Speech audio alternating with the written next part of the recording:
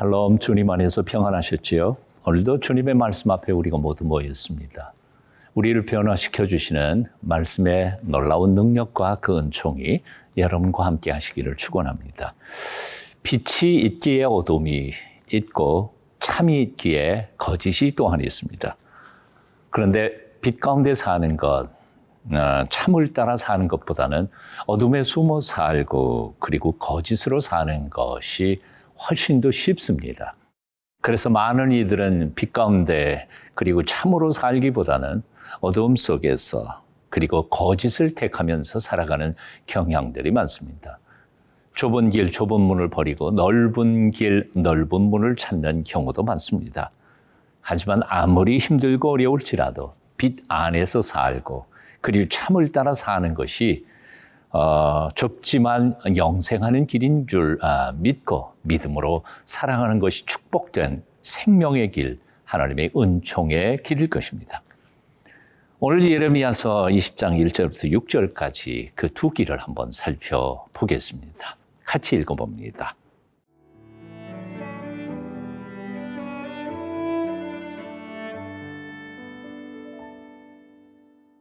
예레미야 20장 1절에서 6절 말씀입니다. 임멜의 아들 제사장 바스훌은 여호와의 성전의 총감독이라. 그가 예레미야의 이 일 예언함을 들은지라.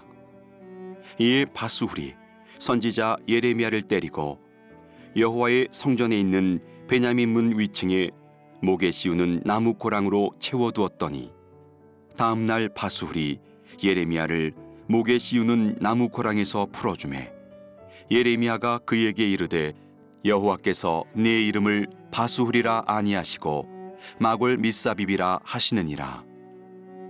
여호와께서 이와 같이 말씀하시되 보라, 내가 너로 너와 내 모든 친구에게 두려움이 되게 하리니 그들이 그들의 원수들의 칼에 엎드러질 것이요 내 눈은 그것을 볼 것이며 내가 온 유다를 바벨론 왕의 손에 넘기리니 그가 그들을 사로잡아 바벨론으로 옮겨 칼로 죽이리라.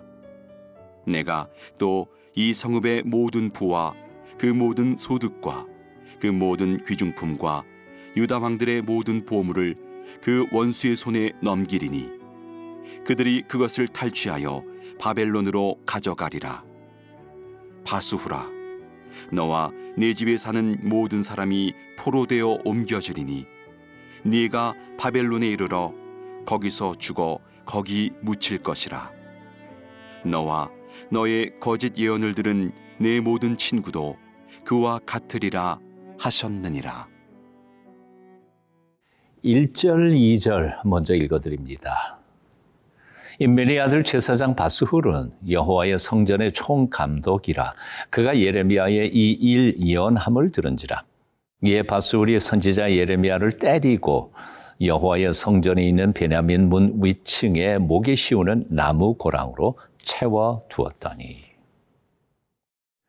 예레미야는 하나님께서 명령하신 말씀을 전했습니다. 하지만 그에게 돌아온 것은 억울한 폭행과 목에 고랑을 차고 감옥에 갇히는 것이었습니다. 하나님의 말씀을 전한 죄밖에 없는 그는 원치 않는 고난과 시련과 역경을 겪어야만 했습니다.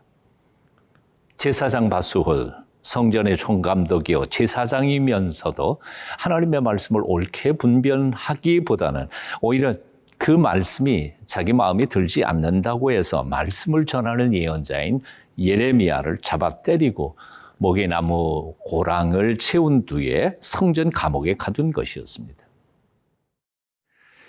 예레미야에게는 참으로 억울한 일이었지만 사실은 하나님의 말씀을 선지자들에게는 그것은 항상 있는 일이었습니다. 자연스러운 일이었죠. 당연한 일이라고 말할 수도 있습니다. 하나님의 말씀을 전하는 참된 예언자들에게는 예나 지금이나 항상 짊어져야 할 고난의 십자가의 삶이었던 것입니다. 그래서 증거자 혹은 말씀의 전도자라는 말은 본래 순교자라는 말과 똑같은 말이었습니다. 그렇습니다. 하나님의 말씀을 전하는 사람들은 목숨을 걸고 전해야 합니다. 그렇게 목숨을 걸고 전하다가 보니까 순교자도 되는 것입니다. 사도 바울은 빌립보서 1장 29절에서 이렇게 말씀합니다. 그리스도를 위하여 너희에게 은혜를 주신 것은 다만 그를 믿을 뿐 아니라 또한 그를 위하여 고난도 받게 하려 하심이라. 로마서 8장 17절에서도 말씀합니다. 자녀이면 또한 상속자, 곧 하나님의 상속자여 그리스도와 함께한 상속자니 우리와 그와 함께 영광을 받기 위하여 고난도 함께 받아야 할 것이니라. 예, 그렇습니다. 예수 그리스도의 복음을 들고 살아가는 사람들은 고난은 필수입니다. 다시 말합니다. 고난은 필수입니다. 하물며 전도자가 가야 할 고난과 핍박이 얼마나 당연한 일이겠습니까? 십자가 없이는 영광도 없는 것이지요. 혹시 복음의 말씀을 전하다가 어려움을 겪으셨습니까?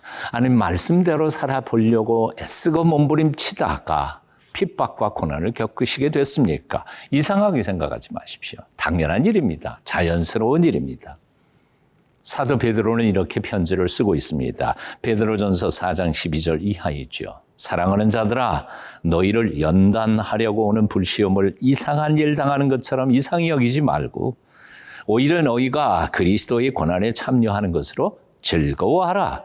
이는 그 이유는 그의 영광을 나타내실 때에 너희로 즐거워하고 기뻐하게 하려 하심이라. 주님 말씀대로 살다가 혹은 복음을 전하다가 시련을 만나셨습니까? 사도 베드로의 권면처럼 기뻐하십시오. 즐거워하십시오. 하늘에서 상이 클 것입니다.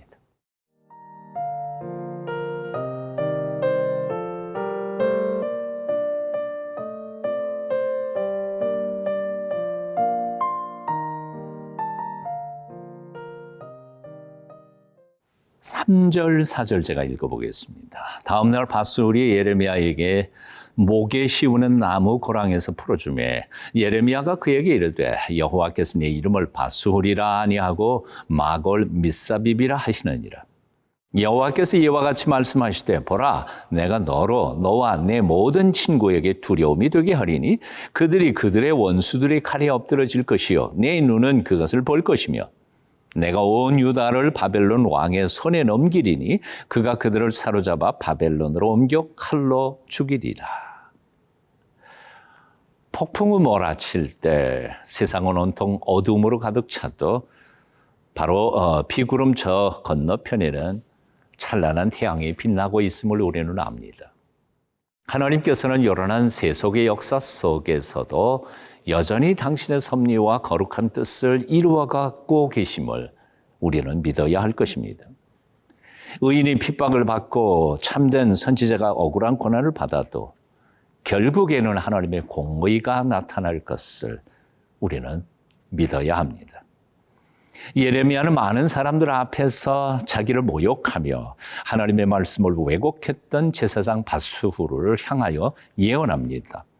하나님께서 이제 내 이름을 밧수훌이 아니라 마골 밋사빕이라 하시느니라. 내 사방에서 공포와 두려움이 몰려올 것이요 하나님의 공의의 손길 앞에서 죽임을 당하리라. 그렇습니다. 때때로 거짓이 승리하는 것처럼 보일 때가 있습니다. 인간의 권모술수가 통하는 것 같이 느껴질 때도 있습니다. 하지만 하나님은 살아계셔서 당신의 섭리와 역사를 이루어 가고 계심을 잊지 마십시다. 굽은 것을 펴시고 비진리를 심판하시며 억울하게 고난당하는 자들을 위로하시는 하나님께서 살아계심을 기억하십시다. 그러므로 그 어떤 역경 속에서 하나님께서 주신 말씀 앞에서 올곧게 걸어가도록 노력해야 할 것입니다. 거짓과 타협하지 마십시다. 주님께서 보여주시는 그 좁은 길, 좁은 문을 따라 들어가는 저와 여러분이 되어야 할 줄로 믿습니다. 그 길이 당장은 힘들고 어렵고 고난의 길이라 할지라도 그 길이 하나님께서 우리를 위하여 예비해 놓으신 놀라운 축복으로 이끄는 하나님의 복된 영생의 길인 줄로 믿습니다. 선을 행하다가 낙심하지 마십시오. 복음을 전하다가 절망하지 마십시오. 하나님이 우리와 함께 하십니다. 하나님께서 도와주셔서 마침내는 풍성한 열매를 거두게 하실 것입니다. 오늘도 놀라우신 하나님의 은혜가 여러분과 함께 하시기를 축원합니다. 기도하겠습니다. 살아계신 하나님, 아무리 좋아 보여도 거짓된 길을 따라가지 않게 하여 주시고, 아무리 힘들어 보여도 주님께서 보여주신 참된 길, 진리의 길을 끝까지 걸어갈 수 있도록 우리를 붙잡아 주시옵소서. 예수님 이름으로 기도합니다. 아멘.